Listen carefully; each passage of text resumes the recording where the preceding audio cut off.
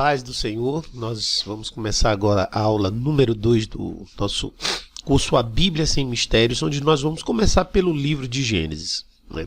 Então nós vamos ter uma aula do livro de Gênesis e uma aula do livro de Mateus. Essa aula 2 é no livro de Gênesis. A próxima aula você já pode encontrar lá na sua área de membros, né, no seu ambiente virtual de estudo. Você já pode encontrar também Mateus capítulo 1 e capítulo 2. Mas nós vamos começar agora com Gênesis capítulo 1 e capítulo 2, onde nós vamos falar sobre a criação. Então, os dois primeiros textos trazem o seguinte: no princípio criou Deus o céu e a terra era sem forma e vazia, e havia trevas sobre a face do abismo, e o Espírito de Deus se movia sobre a face das águas. Aqui existe a primeira manifestação da Trindade. O que é a Trindade? A Trindade é a coexistência de Deus em três pessoas, sendo apenas uma: o Pai, o Filho e o Espírito Santo. Onde Deus aí se manifesta como Pai, o Criador, o Filho por meio da palavra, e o Espírito de Deus se movendo sobre a face das águas. Então, a terra era dessa forma aí, um verdadeiro caos, algo que assim que não tinha condição de ter vindo fogo. E a palavra era, que você encontra aqui no primeiro versículo, ela é uma discussão sobre se a palavra era se tornou ou se a palavra era estava. E quando você utiliza esse termo, isso não significa dizer que tudo começou exatamente ali, mas que naquele momento estava daquele jeito. Então é uma pressuposição de que havia algo antes disso. Então era dessa forma. Então, como foi que Deus começou a criação? A primeira coisa que ele ordenou, você vai encontrar no versículo 3 e no versículo 4, quando ele diz: haja luz, e houve luz. Então a luz surgiu. Então a primeira coisa que Deus fez foi lançar luz no meio das trevas. É a primeira coisa que Deus faz quando ele entra em ação na vida ou em qualquer lugar, é lançar luz. Ele lança luz, ele clareia, ele abre os caminhos, ele tira do caos e começa o processo de organização. Foi assim que Deus fez com a criação. Na verdade, Deus não criou a terra no caos, mas ela se tornou um caos. O universo não foi criado como um caos, mas ele estava naquele momento em que Deus estava interferindo como um caos, e ele então lançou a luz para que houvesse a correção de tudo. Então, essa luz veio e começou então a organização de todas as coisas. Essa luz, esse momento em que a luz chegou por meio da obra ou da ação divina. Então aqui termina o primeiro dia, porque se você continuar a leitura, você vai ver que Deus criou dia e criou noite. O dia claro, a parte de manhã e de tarde, e à noite a parte das trevas. Então aqui figura-se o primeiro dia da criação. No dia seguinte, a Bíblia fala que ele criou uma expansão no meio das águas. Aí diz assim o versículo 6 e o 7. E disse Deus: haja uma expansão no meio das águas, e haja separação entre águas e águas. E Deus fez a expansão e fez a separação entre as águas que estavam debaixo da expansão e as águas que estavam sobre a expansão. E assim foi. Está escrito lá em Gênesis capítulo 6 e 7. Então aí é o começo do processo da criação da terra por cima das águas. E assim ele terminou o dia 2 justamente criando essa separação, criando essa expansão que lá na frente ele vai chamar de terra. E nessa terra, agora vem o dia 3, onde ele começa a criação por cima da terra. Observe, Deus ele vai criando um ambiente, a estrutura, e depois vai adequando, colocando as coisas dentro do ambiente e dentro da estrutura. Então o dia 2 conclui dessa forma: e disse Deus, produz a terra verde e a erva que dê semente, a árvore frutífera que dê fruto segundo sua espécie, cuja semente está nela sobre a terra.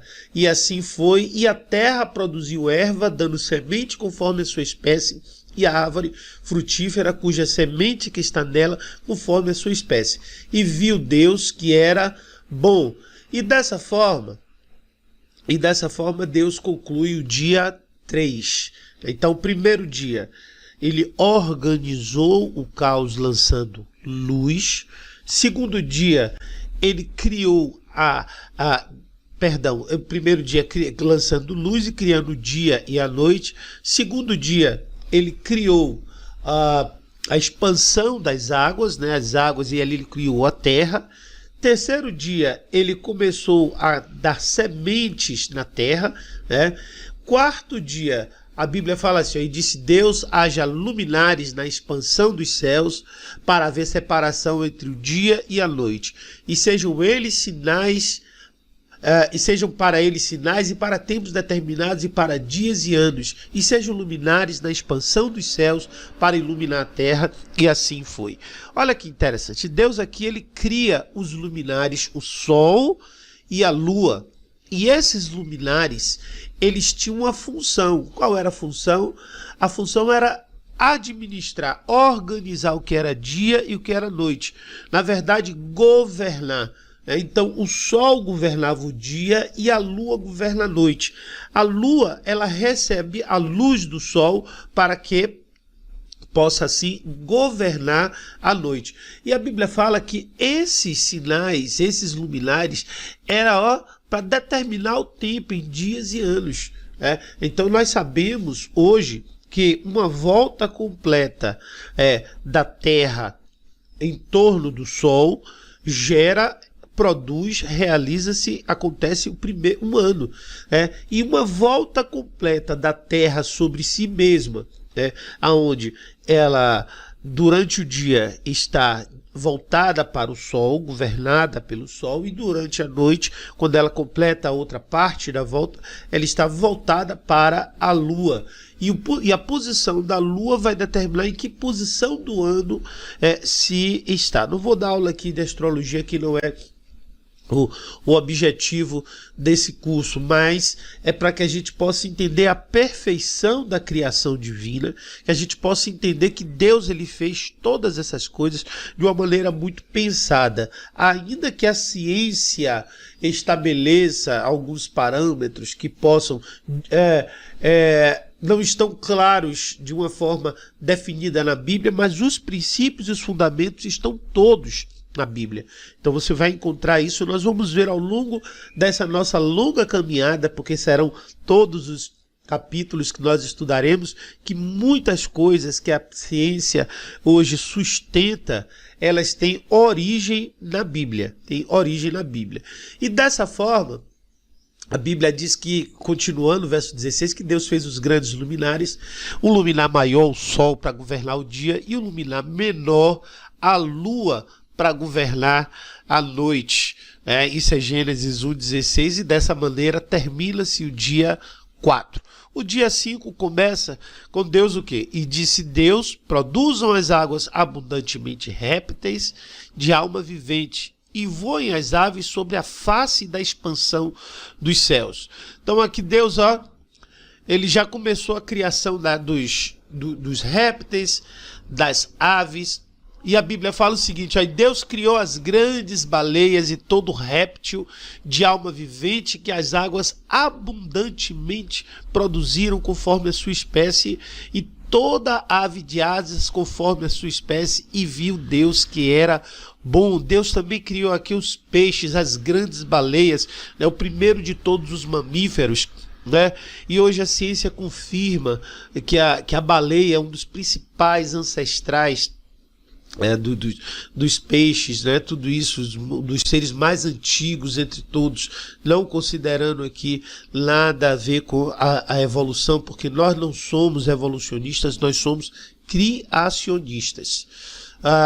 E assim conclui-se o dia 5, né? Dessa forma, Deus conclui o quinto dia. O quinto dia é concluído nessa hora.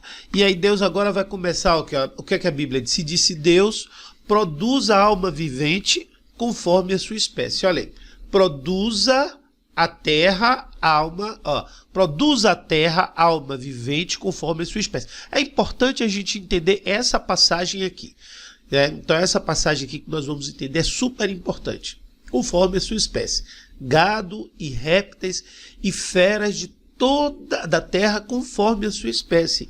E assim foi, e Deus fez as feras da terra conforme a sua espécie, e o gado conforme a sua espécie, e todo réptil conforme a sua espécie, e viu Deus que era bom. Gênesis 1, 24 e 25, Deus continua agora, depois dele falar tudo isso, né?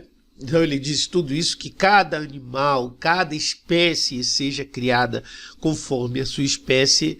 A Bíblia fala o seguinte: disse Deus, façamos o homem a nossa imagem, conforme a nossa semelhança, e domine sobre os peixes do mar, e sobre as aves dos céus, sobre o gado, e sobre toda a terra, e todo réptil que se move na terra. Enquanto que os outros animais, Deus diz, façamos conforme a sua espécie, o homem, Deus diz, façamos a nossa imagem, conforme a nossa semelhança. O homem foi criado, então, a partir da imagem e semelhança de Deus, de uma forma diferente dos outros animais. E aqui a Bíblia fala que ele foi posto, o homem foi criado para dominar os peixes, as aves, o gado, tudo sobre a terra, sobre todo réptil que se move sobre a terra, né? E a Bíblia fala que assim ele concluiu o dia 6, com a criação do homem, né? E ele deu ordens ao homem de frutificar e multiplicar, e de crescer, e de dominar sobre os peixes, de administrar o planeta. Essa é uma importante informação que nós devemos guardar acerca da nossa identidade, do nosso processo de criação diante do Senhor. E dessa forma, Deus conclui a criação do homem, né, estabelecendo para ele, dando a identidade dele, trazendo para o homem a sua função, dominar o mundo, administrar todo o planeta. Aqui no verso 27, a Bíblia fala que Deus também criou a mulher, homem e mulher, e aqui ele estabeleceu o que eles dois deveriam fazer. Deus não criou, a criação de Deus foi bem clara, que o povoar a terra e o dominar a terra era a partir do homem e da mulher. Do homem e da mulher, a despeito de muitos ensinos modernos sobre a questão da família, mas a família é homem e mulher, conforme está determinado e estabelecido no texto bíblico. E aqui nós vamos ver isso no versículo 29, versículo 30, onde Deus ele dá uma ordem sobre a função de cada alimento, de cada ave, de tudo que o homem deveria administrar de forma bem clara. Bom, agora nós começamos o capítulo 2. E o capítulo 2 ele já vem com a primeira de todas as curiosidades.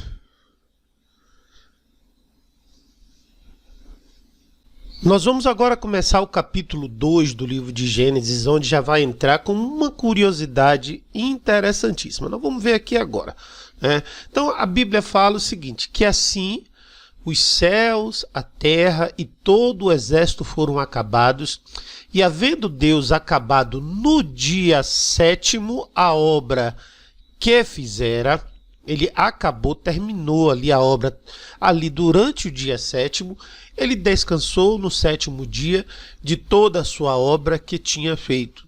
É um questionamento interessante porque existe uma defesa de que no sétimo dia Deus não fez nada. Mas olha, a Bíblia diz que ele acabou a obra, não foi no dia sexto e descansou no dia sétimo. Ele acabou a obra no dia sétimo. Uma parte do dia ele ainda utilizou para terminar a sua obra. E aí ele descansou sim no restante do dia. Então essa é uma questão interessante que nós não vamos nos aprofundar, mas que é para a reflexão. É que fica aí para a sua reflexão sobre a questão do dia sétimo, como de fato alguns ensinos defendem que não se deve fazer absolutamente nada, inclusive colocando esse dia sétimo como sendo condição necessária para a salvação, quando isso na verdade não é. Vamos continuando. Então esse aí é o questionamento se Deus trabalhou ou não no sábado. Agora a gente vai aprender um pouco mais sobre a questão da geografia, porque a Bíblia aqui é a primeira vez que fala sobre o Éden. A Bíblia diz assim: e saía o rio do Éden para regar o jardim, e dali se dividia e se tornava em 4 braços. O nome do primeiro é Pison. Este é o que rodeia toda a terra de Havilá, onde há ouro. Então aqui é Gênesis capítulo 2, versículo 10 e versículo 11. A Bíblia fala: o nome do segundo rio é Gion, e este é o que rodeia a terra de Cuxi. O nome do terceiro é o Tigre, e este é o que rodeia o lado oriental da Síria. E do quarto é o Eufrates, ou o rio Tigre e o rio Eufrates, né? Então nós vemos aqui que essas informações geográficas, elas correspondem a essa região do mapa aqui, aonde na história, nos livros históricos, nós lemos como que a Mesopotâmia. Então nós que estudamos a história, nós vimos que os primeiros indícios civilizatórios, os primeiros indícios do surgimento da humanidade confirmado pela história é na própria Mesopotâmia, que coincide com o relato bíblico, do Jardim do Éden, onde Deus criou o homem e colocou o homem. Então a primeira vez que a palavra Éden aparece é exatamente aqui nesse texto, esse jardim onde o homem foi plantado para cuidar, para criar, e era um local maravilhoso, e ele ficava entre esses rios, que ficava nessa região aqui, na região próxima aqui já ao mar Índico, próximo ao Golfo Pérsico, ali onde hoje é o Iraque, onde é o Kuwait, naquela região, exatamente nessa região, Então, queridos, depois disso, um fato interessante, Deus, versículo 16 e 17 do livro de Gênesis, você vai encontrar a primeira vez que Deus dá uma ordem explícita restritiva para o homem, Porque você tem as ordens que Deus lhe dá anteriormente no capítulo 1, versículo 25, 26 e 27, onde Deus diz: frutificai e multiplicai. Essa não é uma ordem restritiva, essa é uma ordem de propósito, é uma ordem para que haja uma expansão, um crescimento, ampliação do domínio humano sobre a terra. E tem uma ordem de bênção. Nesse texto aqui nós vamos ver uma outra coisa, um outro tipo de ordem. É uma ordem restritiva. Não que essa restrição esteja relacionada à proibição propriamente dita. Não é bem uma proibição, porque existe uma palavra que é extremamente importante que está no meio desse texto, que é uma palavra que tem que estar em nosso coração, mas é uma ordem que Deus dá para que nós nos alertemos, para que o homem alerte que existem coisas que servem para ele, existem coisas que não servem. Existem coisas que vão produzir bons resultados em suas vidas, existem coisas que não vão produzir esses bons resultados. Isso nós vamos ler ao longo do nosso estudo, que várias vezes Deus faz esse alerta, mas Deus nunca remove, nunca tira, nunca se permite ou permite que haja uma interferência na vontade do homem. Nós cremos piamente de que Deus criou o homem com livre arbítrio, ou seja, ele determina o seu destino, apesar de que Deus tem um destino pré-determinado para o homem, que é o melhor para ele. Vamos lá, a Bíblia fala assim: e ordenou o Senhor Deus ao homem, dizendo: de toda a árvore do jardim comerás livremente. Olha só, comerás livremente. Essa palavra é muito importante, principalmente no próximo estudo, porque nós vamos ver como é possível se distorcer a palavra de Deus, e essa distorção nós veremos ao longo da Bíblia que por várias vezes os inimigos do homem e de Deus, eles distorcem a palavra de Deus para confundir, para distorcer a imagem da beleza, do amor, da bondade de Deus a nosso respeito. Então aqui, por exemplo, é uma revelação dessa bondade. Quando Deus diz que comerás livremente, ele está dizendo a você que você é livre, que nós somos livres. Mas ele diz, agora tem aquela árvore dali, que é do conhecimento do bem e do mal, que dela você não deve comer. Então aqui é uma revelação, uma manifestação do amor de Deus. Por quê? Deus sabe qual é a consequência de quem come aquela árvore, daquele fruto. Deus sabe qual é o resultado na vida de alguém que come, que prefere uma escolha diferente da escolha que Deus estabeleceu para a vida dele. Ou melhor, do caminho que Deus tem pré-determinado para a vida dele. É como se, diante da onisciência, da presciência divina, Deus sabe o melhor caminho, a melhor estrada a seguir. E ele quer te orientar nessa estrada. E aqui ele fala isso para o homem. Olha, mas da árvore do conhecimento do bem e do mal, dela não comerás, porque no dia em que dela comeres, certamente morrerás. Olha só, no dia, quando ele fala porque no dia em que dela comeres, Deus já tem uma visão presciente do que iria acontecer. Ele já imaginava, ele já sabia que o homem iria comer. E ele fala aqui, certamente. Ele não dá ele não diz pode ser, ele diz certamente. Então aqui foi instituída a figura da morte e aqui também foi instituída a figura do pecado. Então, apesar de estar implícito na Bíblia, não tem a palavra pecado aí, mas a gente começa a entender o seguinte, o rumo do homem. O que é pecado? Pecado é errar o alvo. O que é o alvo? É o caminho, e o destino. Alvo é sempre destino, aonde se deve chegar. Objetivo, goal. Então, o alvo é isso. Deus quer que o homem chegue em um determinado lugar. Então ele tem o melhor caminho para se chegar em um determinado lugar. Esse determinado lugar é o propósito de Deus. É onde Deus quer que cada um de nós cheguemos, que é o melhor para nós. Quando o homem não faz, não segue, não chega nesse alvo, não atinge esse alvo, significa que houve o pecado, ou seja, o desvio do propósito que o Senhor estabeleceu, do melhor caminho para ele.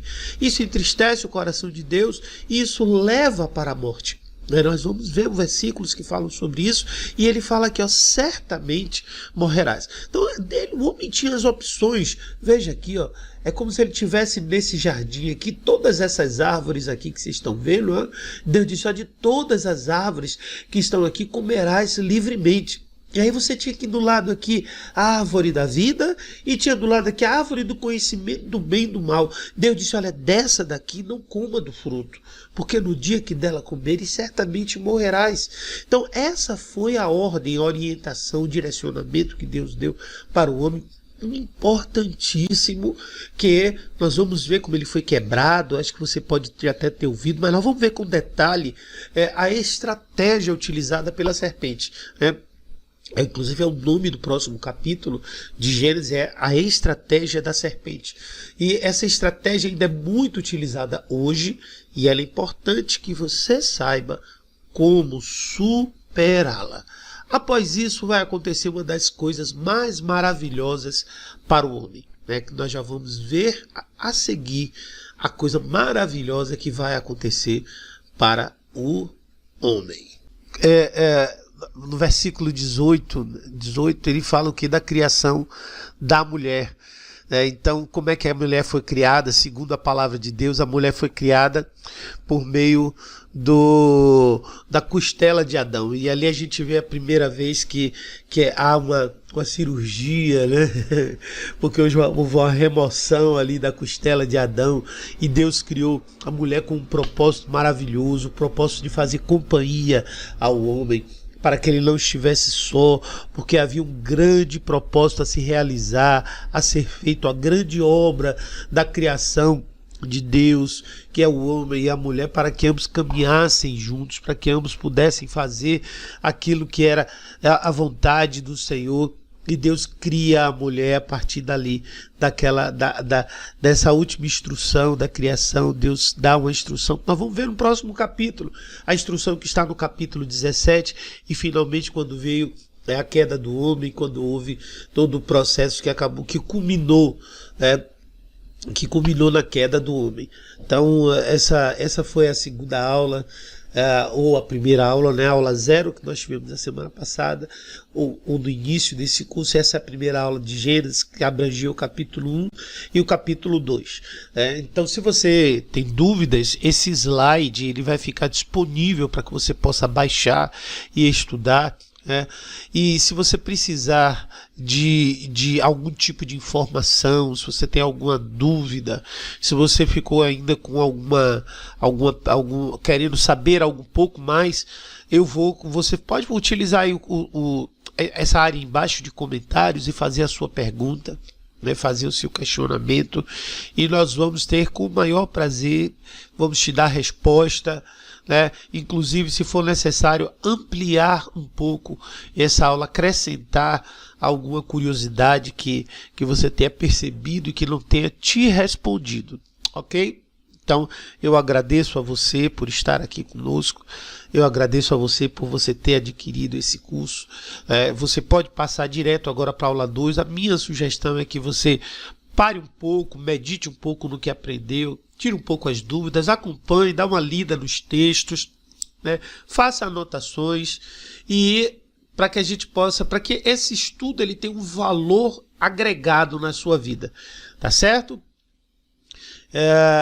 Então, assim, eu agradeço e até a próxima aula.